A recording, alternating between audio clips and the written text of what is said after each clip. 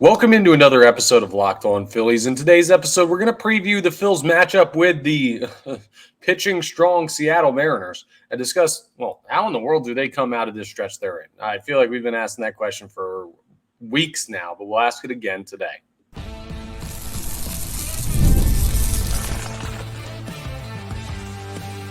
You are Locked On Phillies, your daily Philadelphia Phillies podcast. Part of the Locked On Podcast Network, your team every day.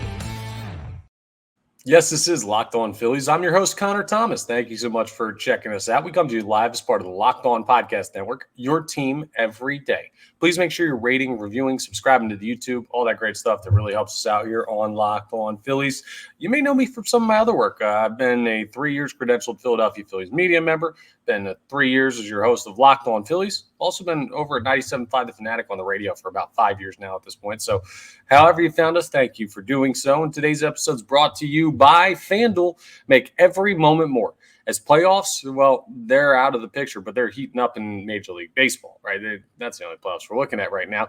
Well, the sports, they're rolling this summer.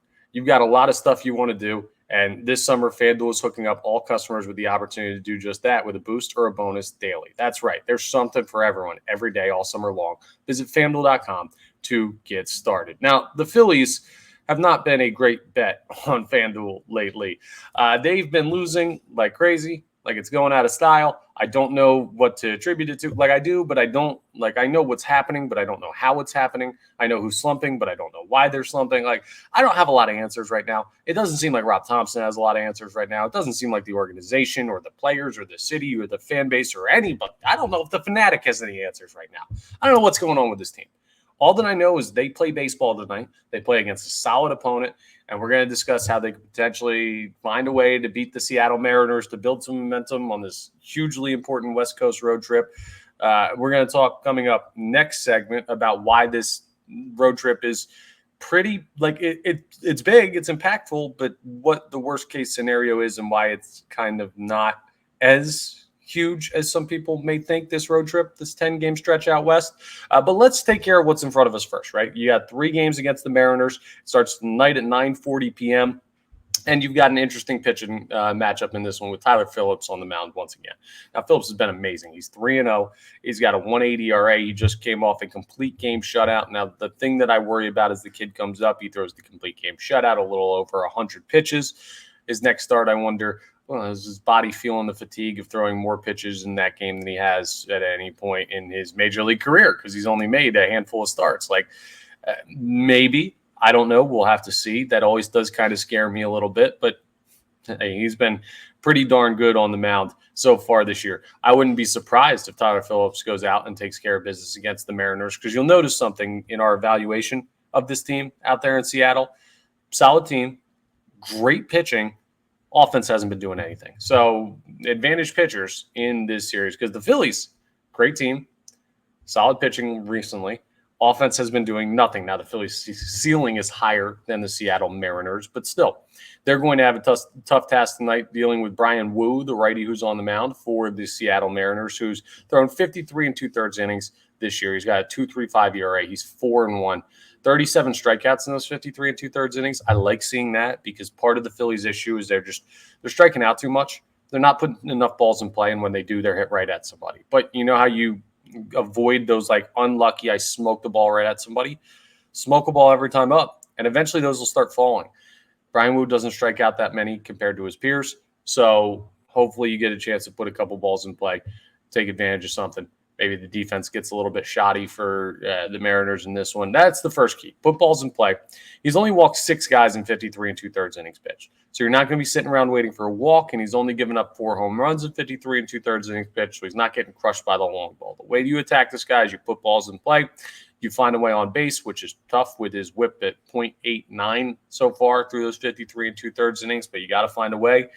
And then you just hope you could string together enough hits to get the job done. But you're going to see this a lot with the matchup with the Mariners. Let's just run through the pitching matchups, and you're going to notice something with the numbers. By the way, Wu, I forget if I told you or not, but he's got a 2.35 ERA this year. That's a pretty darn good mark for a guy who's thrown over 50 innings. He's not a league leader because he doesn't qualify, obviously, but he's got some good stuff that he's been putting on display for the Mariners this year. Then tomorrow, you're going to have Colby Allard on the mound for the Phillies for his first appearance in a while. He's only thrown 4 innings this year. He's got a 6.75 ERA. I don't know if that's going to be used as a bullpen game or if they're going to try and get 3 or 4 innings out of him, but he's going to be facing Bryce Miller, who, while he's got an 8-7 record, has a 3.46 ERA and a 103 WHIP. He struck out 109 in 122 innings pitched. So another one of those situations where it's like the strikeout isn't necessarily his bread and butter, but he's not strikeout deficient. And you look at those numbers and you say, okay, pretty good from Bryce Miller. And then the final game of the series, it's hard, by the way, not to give the Mariners the advantage in the pitching matchup in game 2. Tonight is kind of an iffy one because Tyler Phillips' numbers look great, but he's still a young pitcher who you imagine is going to come back down to earth at some point. And then the final game of the series, you have Zach Wheeler on the mound, but you're also going to be facing Logan Gilbert, who's been pretty darn good for the Mariners this year. 6-7 record, but a 3.11 ERA and a 0.9 WHIP. It's kind of crazy, ERA over 3, but a better WHIP than Zach Wheeler. Just giving up the long ball when it comes to Logan Gilbert. But there are no easy pitching matchups against the Seattle Mariners. Now, you got righties bookending the series. And then when you look at the middle game, actually, you've got righties for every game of this series as far as the projected pitchers are concerned. So maybe that's a help for the Phillies. Maybe you just set the same lineup and you just leave it alone. I know I talked yesterday about changes that need to be made to the Philadelphia Phillies lineup to get out of this. Maybe you just set it and forget it. And you just say, hey, boys, go out there and battle. I don't know, man. Like, what do you want me to tell you? We got to hit the baseball. We got to field the baseball. We got to pitch the baseball. We got to score runs. It's not that complicated of a sport when you break it down to those simple terms, and that's what you do when you're losing games the way the Phillies are losing games. You break it down to simple terms. What else helps against the Mariners? They have solid pitching, but when you look at the offensive numbers, let's just look at the team numbers, then we'll talk about some of the players that are carrying the weight or not doing so for the Seattle Mariners. Like, as bad as the Philadelphia Phillies have been lately, their team batting average, 255. I want to put that in perspective. The Seattle Mariners team batting average right now is 218. They're barely hitting as a team above the Mendoza line. Like, this is the perfect opportunity for the pitching staff to get settled before you head down to LA and face the Dodgers and all their superstar players. But, I mean, their on-base percentage is 301, so they do get on base by walks. Like, they find ways on. They work at bats even if they can't hit. They don't really hit home runs all that much, but when they do, they come in bunches, and they've got 125 this year. The Phillies have 134. So they can leave the yard. They just don't do it consistently, and that's why the batting average is where it is. I mean, this team is so weird, the Mariners. They almost should be more talented than they are. Some of the names, right? You'll recognize a good amount of the names on this Mariners roster. You got Julio Rodriguez, you got Cal Raleigh, you got Jay Rojas. No, it's Josh Rojas, not Johan Rojas. You've got Mitch Garver, you got Ty France, J.P. Crawford, former Philly, Mitch Haniger. You're looking at a bunch of guys that you name. They've got 2 Mitches on this team, which is weird. I don't know when the last time that happened in baseball. Luke Raley. Like, a lot of these names you'll recognize as solid major league players, but they've been put all together this year, and they just don't really have guys performing the way that you'd expect them to based on the baseball card. Also, what really is a benefit for the Phillies, and of course, baseball is more fun with Julio Rodriguez playing. He is a bona fide star player for the Mariners, currently on the injured list with an ankle injury that he suffered from running into the wall a week or 2 ago. So you're looking at a guy that, well, I believe, I want to double check, but I believe he leads the team in average and probably in home runs. Let me double check on that, though. Actually, he leads the team in average, but Cal Raleigh leads the team in home runs with 23 and in RBIs with 67. So they have a couple of guys, but the offense for Seattle is not anything crazy. Like, they're lower down on the totem pole in Major League Baseball in spite of their record that has them at 57 and 53. And the other thing that comes into the equation, right, is where they stand in the standings.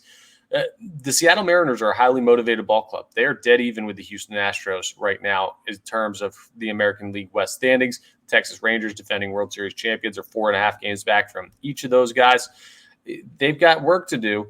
And they've got a way to make it into the postseason if they play well down the stretch. And they're seeing a Phillies team come in that's kind of bleeding out right now. And they're like, hey, we really need this win. You guys probably need this win, but you've been pretty darn good for most of the season, so we may be the more motivated team. You're going to have to show up. This is not just show and go. Their offense thinks we can work this team, especially considering long road trip and different time zone and all of that stuff that factors in. Now, the Phillies did take a charter flight yesterday, so they've been in Seattle for a day now, so hopefully they've gotten a little settled into the time zone. They'll get real used to it being out there for 10 straight days. But a lot of stuff at stake in the series against the Mariners for the pitching staff. Like, if you don't hit against the Mariners, okay, I'll kind of understand that. But if this is a team that comes out and just puts up 6, 7, 8 on you or something, like, then we've got major problems. We do. I want to see the pitching staff be the calling card of this Phillies team. I want to see the Phillies win 2 or 3. There's no reason talent-wise why they should not be able to. I know they've been slumping, but I'm going to move back to the normal expectations after the off day and say, all right, you guys had a chance to regroup. You're better than this team. Win 2 out of 3. That's my expectations for the series out there in Seattle. We'll talk about what happens in Monday's episode because we'll have a chance to recap all of that. But being as this is my last episode for the week, that's what we have to look forward to. Cross your fingers, folks. Hope it goes the Phil's way. That's about all we can do right now. Coming up next, we're going to talk about the worst case scenario for this road trip based on standing, based on results, and where it would leave the Philadelphia Phillies. Because I've seen people calling this the biggest stretch of the year for the Phillies, and they could be right. But I don't want to overstate it because, well, there's still a lot of time to go and a pretty solid buffer that you have built. We'll discuss that coming up as we continue Locked On Phillies. Let's talk about FanDuel first, our title sponsor. I love sports. I love them so much. I never wanted to stop or even slow down. But basketball's been over for a while now. So is hockey. Football is kind of getting started. They had the Hall of Fame game last night, but preseason football, it's not quite the same. You can bet on it, but it doesn't have the same kick as regular season. And baseball, well, we're in the dog days. The sports aren't sportsing like I want them to. But FanDuel lets me keep the sports going whenever I want. All I have to do is open up the app and dream up bets anytime I'm in the mood. Maybe they're futures. Maybe they're parlays. Maybe it's a little bet on the Phillies money line. Well, whatever you want to do. This summer, FanDuel is hooking up all customers with a boost or a bonus daily. That's right. There's something for everyone every day, all summer long. So head over to FanDuel.com and you can start making the most out of your summer with America's #1 sportsbook. Let's talk about Supply House. You know Supply House. Come on. You can get supplies from the site that's made for the skilled trades, SupplyHouse.com. SupplyHouse.com is the reliable way to order plumbing, HVAC, and electrical products online. They're easy-to-use website. They're packed with helpful resources and the latest product info to help you get the job done right. You can shop a complete inventory of over, listen, this number, insane. Wrap your head around this. 200,000 parts from over 400 top brands. And you can get your order delivered right to your door with fast shipping from coast to coast, just like the Phillies just flew. They'll get there faster than the Phillies got to Seattle. Need help with an order? Well, get expert support and industry-leading service from the friendliest folks in the business, and you can talk to a real person every time. Pros in the skilled trades can get a competitive edge by joining SupplyHouse.com's free Trade Master program. Every Trade Master gets free access to a dedicated phone line, free shipping, discounts on every order. What more could you want? Join the thousands of trade pros already benefiting from their free membership at SupplyHouse.com/TM and order plumbing, HVAC, and electrical supplies from anywhere with just a few clicks at SupplyHouse.com. All right, well, folks, let's kind of put into perspective what this stretch is the Philadelphia Phillies are going on. So, again, I've said it a bunch of times. I'll say it one more time. 10-game West Coast road trip, 3 against the Mariners, 3 against the Dodgers, 4 against the Diamondbacks. No days off. And that's not just like an Under Armour slogan. No days off during that 10-game stretch. They don't get like a Thursday off to chill out in L.A. or anything. Like, no, they're playing straight through. Now, they will get a boost in Arizona because coming up Thursday, I'm going to be flying out to Arizona to watch a couple of the games out there at Chase Field to see them take on the Diamondbacks.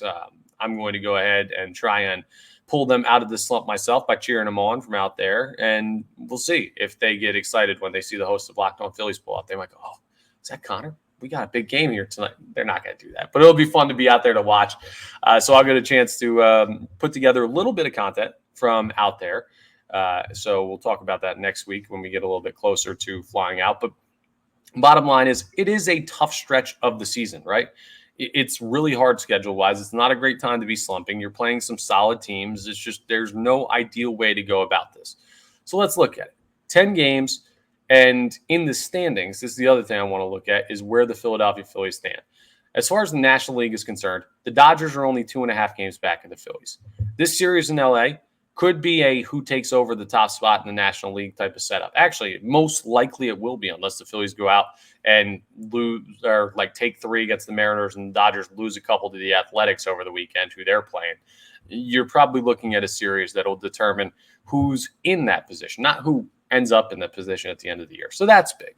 Already you're losing a spot in the standings if you don't play up to expectations in the next 6 games. So that's something to keep an eye on. Divisionally, you've got an interesting type of situation because the Braves are now only 6 games back. They're surging a little bit. They've got 3 against the Marlins, who sold everybody at the deadline and flat out stink. Then they've got 3 against the Brewers, who are a solid team, 61-47, better team than the Braves by record. But then they go out to Colorado and take on the Rockies, who can be a tricky team at home but aren't a talented team. I don't know. Point is, the Braves look like they have a chance to continue to build some momentum based on how they've been playing lately. Don't forget about the Mets, who are only 8 games back. Here's the way I see it. The Braves, if I look at their best case scenario, right, realistically, they got 3 more against the Marlins. They won game 1 of their 4-game set against the Marlins yesterday. I expect, like, let's say they win 3 out of 4 against the Marlins. They win 1 or 2 against the Braves. So that's like, I don't know, or against the Brewers. That's like 5 wins, 2 against the Rockies. 7 wins is probably where the Braves are going to end up by the time that the week is over, that the Phillies are out on the West Coast.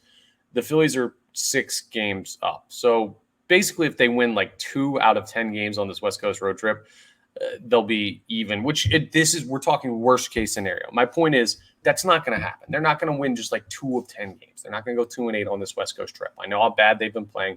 They're going to find a way. Wheeler's going to dominate somebody, or Nola's going to dominate somebody, or you're going to have a game like that 8-0 win over the Cleveland Guardians where they just hit the brakes off the baseball. Like, those things are going to happen even when you're in the midst of a slump. The problem with the slump is they just don't happen that regularly. But so worst case, you come back not in the first position in the National League playoff picture, but you should still be in the lead in the division. It could get real tight if you don't play up to expectations. But, hey, we'll take tight over, my goodness, the Braves just took a large lead in the division or a multi-game lead in the division. Like, that's not going to happen from this road trip. I'm not trying to downplay letting this divisional race get tight. Like, that'll be a major shift in the dynamic of this season compared to what it has been basically all year long. And that's going to drive people insane because we have not been used to worrying about a divisional race. We've just kind of been floating through the season saying the Phillies team is amazing. And, well, they've hit a slump. The Braves have hit a hot stretch. So it is important in that aspect. Let's look at the Phillies, though, as far as worst case scenario for the trip. Like, honestly, what could go wrong? They're not going to lose all 10 games. They're going to lose at least – they're going to win at least 1 game in Seattle. At least. They're not going to get swept by the Mariners. I firmly believe that. The Mariners not – like, remember, the Yankees are a very good baseball team who swept you at home, and 2 of those games were tight. One of them 12 innings, one of them a 1-run game in the series ender. So you're going to win at least 1 game against the Mariners. You're probably going to win at least 1 game against the Dodgers. I mean, the Dodgers are a really good team. It's going to be a really big series. Those are some primetime games. I expect the Phillies to be able to win at least 1 of those. And the Diamondbacks, you should be able to win at least 2 at Chase Field. Like, I'm not saying win any of these series. I'm saying worst case, you're going to come out of this with 4 wins. Best case, it seems like the Braves are coming out with 7 wins. They'll pick up 3 games on you. You'll have a 3-game lead in the division, right? That's probably worst case scenario. So while it is a huge stretch of the season, and if the Phillies do get right, they're going to be off and running. Like, let's say they win 2 of these 3 series, 3 or 4 against the Diamondbacks, 2 or 3 against the Mariners, 1 of 3 against the Dodgers. They come out of this West Coast trip, what would it be? 2, 3, 5, 6 wins out of 10, play over 500. That'll be like the fan base will be hugely buoyed by the thought that this team can go do that and then get them back home and play an easier stretch of the schedule, take on the Marlins for a couple, the Nationals. Like it does get easier from here. But they're going to have to survive the stretch. And while it is a big stretch, I just figured looking at where the standings are and what the best and worst case scenarios are in the division compared to the Braves, you're probably not going to come out of this in too bad of a spot, right? Comparatively, they're already in a really rough spot. Looking at where they were in July versus where they are at the end of July, or I guess the start of August. Is it August 1st? August 2nd? I don't even know what damn day it is. But yes, you're going to be looking at a situation where it may feel tighter, but all is not lost. So that's why I'm asking the question that I'm asking coming up as we wrap up today's episode. Is this a time where you're going to take a break from the Philadelphia Phillies? I'm going to need your responses on this. I'm going to tell you why I think this would be an interesting time for that to be a strategy for some fans as we wrap up today's episode of Locked On Phillies. Let's talk about liquid IV. Sometimes you need to take a break from drinking, or you need to take a break from the heat, or you need to take a break from manual labor, or you've done all that and you had a long day, and maybe don't do all that together. But my point is, you broke your body down, you're dehydrated, or you're low hydrated, and you need something to bring you back to life. Well, liquid IV is the absolute best for that. What you do is it comes in this little packet, right? You open up the packet, you dump it into a bottle of water, and you go ahead and drink that. And the next thing you know, man, you are hydrated as the day you were born. It is so good for fighting off hangovers, recovering after athletic events, maybe a long day of work if you work outside or work in manual labor fields or anything like that. If you're just not feeling great, like liquid IV can help you hydrate your body the best possible way. They've got so many cool things. Listen, you're taking in America's pastime most of the time with baseball, right? Don't forget to hydrate with Liquid IV's popsicle firecracker flavor. They got really good flavors too. I didn't even tell you about that yet. That's a surefire summer hit. Powered by Liquid IV Hydroscience, LIV Hydroscience, an optimized ratio of electrolytes, essential vitamins, and clinically tested nutrients turn ordinary water into extraordinary hydration. That's something that you're really going to need this summer, especially with how hot it is. It's like 100 degrees every day in Philly these days. Plus, they're going to give you 20% off your first order when you shop Better Hydration today using promo code MLB at liquidiv.com. So what are you waiting for? Hydrate yourself with the best in the business, Liquid IV. All right, so I want to ask you this. We're in the trust tree. You can be honest with me, and I want to see your comments on the YouTube comment section to this episode, because we had this conversation on the radio this morning, and I want to extend it to you on the podcast. This fan base is kind of going crazy, and I don't blame you. Like, I'm not trying to gaslight you or anything, saying, why do you guys think the Phillies are bad for? I understand what you're going through right now. I feel like I've been talking with my hands a lot lately. That's normally a good sign that things aren't going well. When I'm making hand gestures, it normally means I'm animated. When I'm animated, it's normally in a poor way. And that shows you where I'm at. Like, I get why fans are not happy with this baseball team. Don't ever think for a second that I'm just whistling past the graveyard when it comes to the Philadelphia Phillies. They're in a tough spot right now. They need to come out of it. I believe they will, but they're going to have to prove that themselves. There's nothing I can tell you on this podcast that'll prove to you that they're going to. But some people in the fan base, not for everybody, but some people in the fan base are driving themselves insane right now. Talking about how Bryce Harper's never going to be good anymore, and how this team was never good to begin with, and now Rob Thompson's a terrible manager and he should be fired, and now everybody needs to go, and Dave Dombrowski doesn't know what he's doing. Like, okay, the team isn't playing well right now, but there's a lot of really knee-jerk reaction in the fan base to a bad stretch of the season. I'm not saying knee-jerk like they just started playing poorly. I'm saying you see poor play for a month and you say these guys think they'll never play good baseball again. And sometimes you need a reset, right? Like, I'm recording this on my laptop. Every day when I get done recording and posting an episode, you know what I do? I go ahead and turn off the laptop to let it reset and restart and recharge. We're not very different as people. We're not very different as sports fans. Sometimes you need to recharge. And I'm not telling you not to watch the Phillies. Like, by all means, if you want to watch the Philadelphia Phillies out on the West Coast, I think you should. I think they're going to be great games. I think that's good fandom. But I wouldn't blame anybody who says, hey, they're going to be out West. They're going to be later games. I'm not really feeling like staying up till 1 a.m. Eastern time or later to watch this team lose. Maybe I just go ahead and casually follow the Phillies for like a week or so. And maybe in that time, you take, like, it's dog days for fandom too. I know how often people watch games. Trust me, I do it. I get tired of this team all the time. Sometimes even when they're playing well. game after a game after game. And I love baseball and I love the Phillies, but it is a grind. You can't imagine what players go through, but even just watching this team, it's a grind to go through 162. This may be a time where rather than drive yourself insane by continuing to double down on negativity on this team, it may be a time to take a step back and say, hey, out on the West Coast, maybe, I don't know, I don't stay up for this game. If you don't stay up for any of those games, guess what, folks? I don't have that luxury. I'm talking from my perspective about what maybe you could do, but I'll be watching all of these games. I'll be up for all of them. I'll be finding a way, even though I got to be up at 4 a.m. See, these are the sacrifices I make for Locked On Phillies and our great listeners.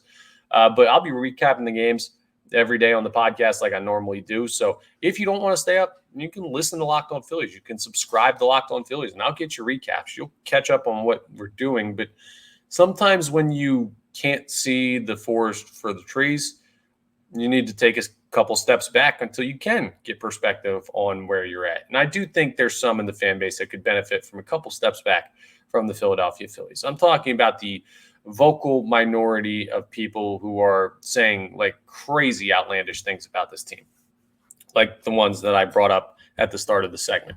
If you're rational and you believe, hey, this is just a slump and it's okay, I enjoy watching Phillies baseball and I'm just going to continue to plug away at watching this team until they come out of it, like this conversation is not for you.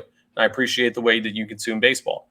And if this conversation is for you and you do sound like someone who says, man, this team's driving me insane, and I've said some things about this team over the past couple of weeks that are not characteristic of the way that I am as a fan, I'm not judging you. I'm not calling you a bad fan or anything, and I wouldn't judge somebody if they say I'm going to skip a couple games this week because the team's not playing well. Like Jimmy Rollins and his comments about front-running fans, he was absolutely right. And we didn't like to hear it at the time here in Philadelphia, but back when he said it, people got upset, and then we kind of realized a couple of years later, it was like, oh, okay. Once that 08, 09, 2010, 2011 stretch kind of petered out and slowed down, and you all saw your prospects because some GMs moved guys and everything. Don't need to call anybody out individually right now, but you saw that the fans, well, they didn't pack the ballpark like they used to, and that's natural. Like, that's not just Philly. The Phillies aren't playing well right now. So if some people take some time away, I'm not going to say, oh, you're a bad fan. No, you've got a busy life. These are late games, and maybe it'll be good for you to step away for a little bit. This is all theory. Like, you could tell me in the comments, and I could get like 20 comments on this episode, 50, 100 of people saying, dude, you're crazy. Why would I ever stop watching the Phillies? I love them so much.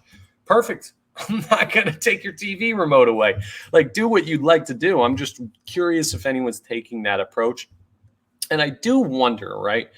I do wonder if for the Phillies, getting away is a good thing. They flew out early. They had the off day, but most of it was spent traveling just so they could get set up for today's game, not be rushing into Seattle with that long of a flight. Basically, the longest flight they can take in Major League Baseball. And like maybe San Diego is longer, but it's one of the longest flights you could take up there to Seattle, Washington. Like, maybe they need to get away from their family.